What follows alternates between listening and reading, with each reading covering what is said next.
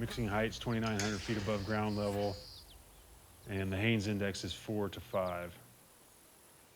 Tonight, mostly clear. Minimum temp is 40. Minimum RH 62. Wind southeast 7 to 14, gust to 24. Any questions on that? In this mid-continental grassland system that we live in, the historic fire return interval was something like once every 1 to 7 years. So every year or a few years, a given place would burn. As the Euro-Americans moved in here and began suppressing fire, without that natural part of the system in place, the trees became too dense and they shaded out the ground, and we lost the herbaceous plants. And when we lose the herbaceous plants, the grasses, the sedges, and the wildflowers, we lose a critical root mass that creates a sponge effect. So when it rains, in a healthy system, the water will infiltrate into the soil and then is a life-giving resource that's used by the plants there. If it's not a healthy soil, it hits the ground and runs off with erosive energy. And so now we've left that place bereft of water, and we've dumped a surfeit of water into our streams. And it's hot, dirty water. It's not cool, clear water, which is what the organisms in the streams need in order to survive. And so the whole system begins to just start to fall apart and crumble. Humans were the primary catalyst for fire historically.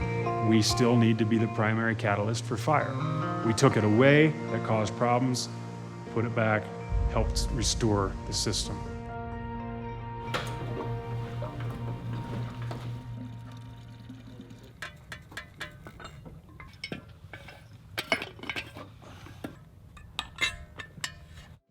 What drop point is that? 9. I'm looking at just north of drop point 9. He's looking at the southeast corner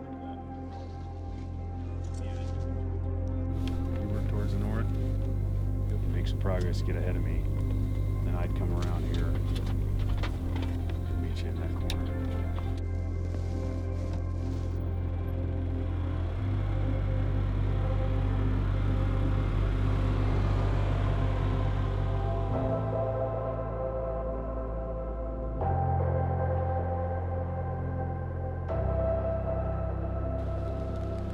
Just like sunshine and rain and wind, fire is part of the system.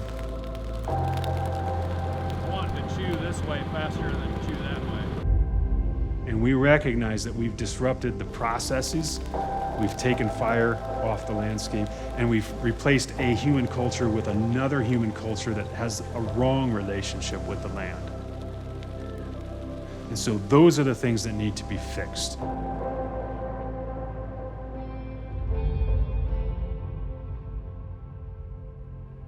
It's not unlike the human body. You know, if you deprive somebody of sleep, you're going to have physical repercussions. You're going to have issues. Same thing with these natural systems. If you deprive them of fire or appropriate grazing or rain or some critical element like that, then the system languishes.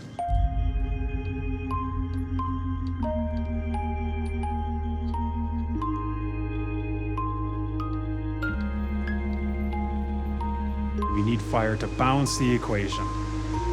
Other parts of the world don't need fire as frequently, but the equation needs to be balanced. The system needs to cycle. Fire helps it cycle.